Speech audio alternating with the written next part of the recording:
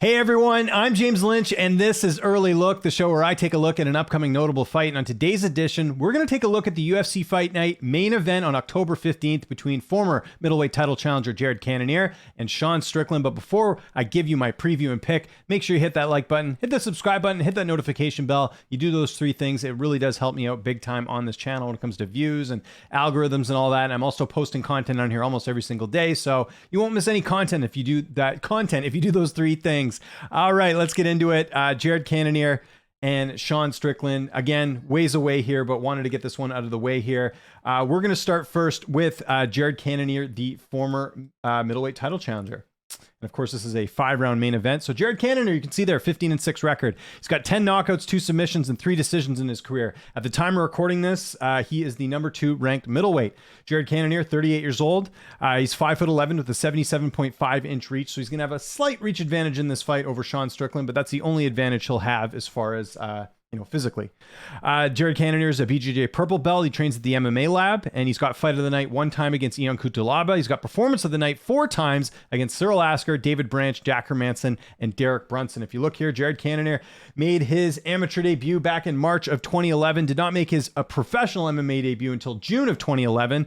And which is interesting because Cannonier's a lot older than Sean Strickland, but Sean Strickland had already had 6 pro fights by the time Cannonier made his professional MMA debut, just something to keep in mind there. And he didn't make his UFC debut until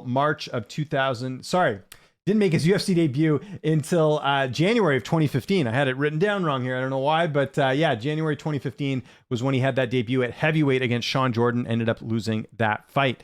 I mentioned it there. He's fought at heavyweight. Jared Cannonier's fought at heavyweight 9 times. He's fought at 205 pounds 5 times, and he's fought at middleweight 7 times. So he's been in all types of weight classes, kind of like his opponent. We'll talk about that in a sec. Jared Cannonier is 8-6 in the octagon. He's got 6 stoppage wins. He went 3-4 to start his UFC career here, although look at some of the names he had to fight. He had to fight some of the names like, he didn't go 3-4 to start his career, but there was a point where he was 3-4. If you look at it here, losing to Glover Teixeira, Jan Blachowicz, and Dominic Reyes, only 1 win in his last 3 fights. So that's a bit of a tough one there. Some notable wins for Jared Cannonier include Anderson Silva, Jack Hermansen, Calvin Gastelum, and Derek Brunson, which was 2 fights ago, and he finished Brunson in that fight. Really interesting. I shouldn't say interesting, really impressive win there, I should say. Some notable losses, I mentioned it there: Sean Jordan, Glover Teixeira, Jan Blachowicz, Dominic Reyes, Robert Whitaker, and most recently Israel Adesanya at UFC 276, the same card that Sean Strickland also competed on as well. Now, Jared's had a few layoffs throughout his career, going from Sean Jordan to Cyril Asker. There was a 463-day layoff. Going from Jack Hermansen to Robert Whitaker, there was a 392-day layoff. And then outside of that, he's been pretty active. 1 fight in 2021, another fight in 2022. This will actually be his 3rd fight in 2022, and he hasn't done that in his UFC career since 2017, as far as him being this active in 1 calendar year. So, a lot of activity there for Jared Cannonier. The only injury that he's had of note was supposed to fight Jonathan Wilson back in August of 2015. He had a broken rib, but outside of that, he's been pretty good as far as injuries in terms of fights that he was scheduled to have. He's never had to pull out of a fight except for the Jonathan Wilson one. Outside of that, he's been pretty active overall. Jared Cannonier does not go the distance very often, so he hasn't had really any close fights. The Gastelum and Adesanya fights weren't close. Clearly, he beat Gastelum, and clearly he lost to Adesanya. So that's pretty much it for Jared Cannonier. Again, one of the most explosive fighters in the weight class. He's getting up there in age, but a key fight for him against Sean Strickland. Let's talk about Sean Strickland, the controversial fighter. Probably known more for his, some of the things he said in the media as opposed to him fighting, but nonetheless, impressive 25-4 record.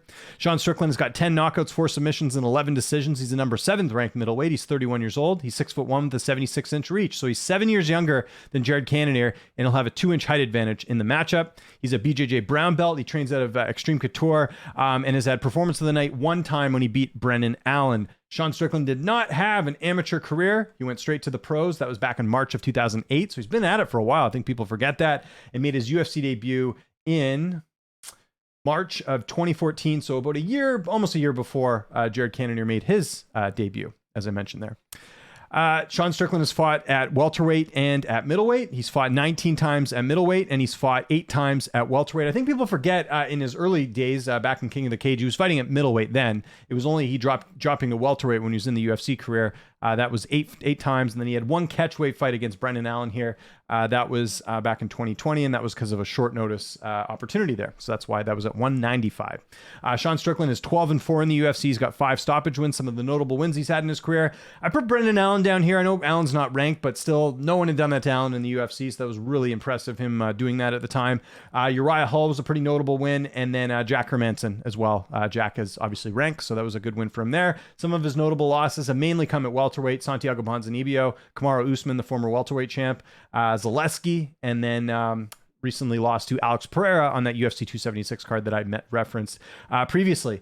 Now, the only layoff that Sean Strickland has had is the one that he had from the motorcycle accident. So if you remember, he beat Nordin Taleb, and then he was off for a very long time. Hadn't fought again until 2020. So there was a 735-day layoff between Nordin Taleb and Jack Marshman, and that's because of the motorcycle accident he had. We might as well get to that now. In December 2018, Strickland was hit by a car while riding a motorcycle in Los Angeles, rendering him unconscious. He suffered numerous injuries and needed a knee operation after the accident. So pretty incredible that he was able to come back, resume his career. And that was the last time that he had fought at welterweight was against Taleb. He has since only competed at 185 pounds. The only other time he's pulled out of a fight was against Tim Means back in 2016. He had a knee injury in that one. So the knees have not been kind when it comes to knee injuries throughout his career.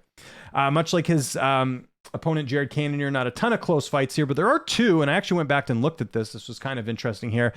So when he fought Luke Barnett, which if you look here, was at UFC Fight Night 41. It was a split decision win here. I went back and looked at the media scorecards. That was at UFC Fight Night 41 back in May of 2014. 11 media members scored the fight for Luke Barnett. 0 media members scoring the fight for Sean Strickland. So that's one that likely shouldn't have gone his way.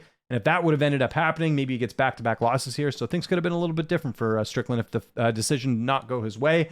And then the Tom Breeze fight was another one that I went back and looked at. Breeze was undefeated at the time.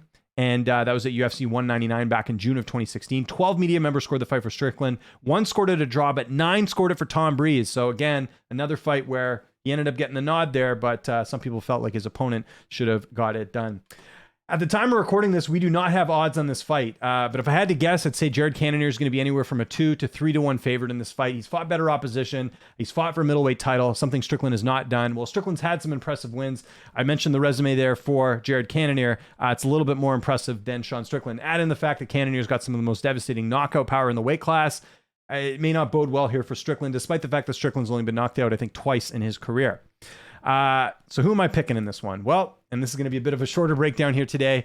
I'm going Jared Cannonier in this fight, and I think what it's based off of is just the fact that he's got some really good knockout power here. Now, look, do I think Strickland's going to act, have the same game plan he did against Alex Pereira against Cannonier? Probably not. And if he does, then it's not going to end well for him because Cannonier, like I said, has the ability to knock him out here. Sean Strickland did one of the worst things you could do in his last fight against Alex Pereira, and that was strike with a world-class kickboxer, the same kickboxer who has knockout wins over Israel Adesanya. Just wasn't a smart game plan, and Strickland paid the price, and after the fact, he really felt like he could stand and trade with Pereira. Let's hope that doesn't happen here, because if he doesn't do that, this fight's a little bit more interesting. If he's able to get Cannonier to the ground, or if he's able to wrestle him, things could be a little bit different here. But knowing Strickland and just knowing how it doesn't strike me as a guy who takes a lot of instruction here, I think that favors Cannonier. And I think if it does stay standing, you have to give the edge to Cannonier, not only for the knockout power, but I think he's actually a better striker overall than Strickland.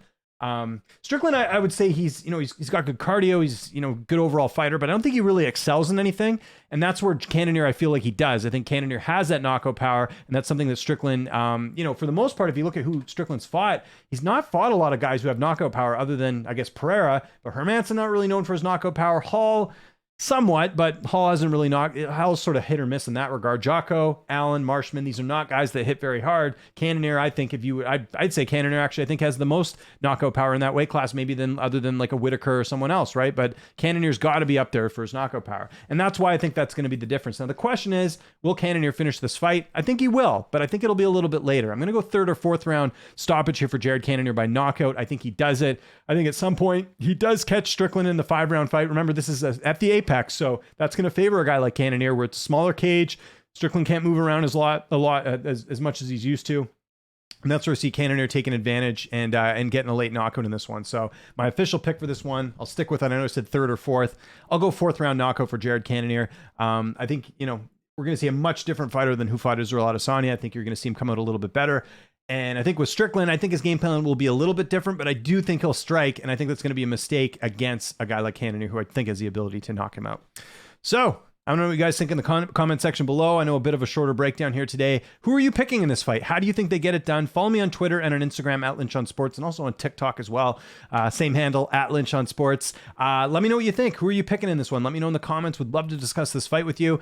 Also, one last reminder, hit that like button, hit the subscribe button, hit that notification bell. You do those 3 things. It does help me out big time. And let me know if there's any other fights you want me to preview. UFC 280 is right around the corner. Well, shouldn't say right around the corner, but it's coming up here soon. There's a number of fights. I'll be doing some early look previews on that card, but for now I thought I'd get this one out of the way because it is a pretty notable fight and it is before UFC 280, so figured we'd get this one out of the way. Okay, thanks so much for watching. Really appreciate you tuning in. Let me know who you think wins this fight, and I'll see you guys soon.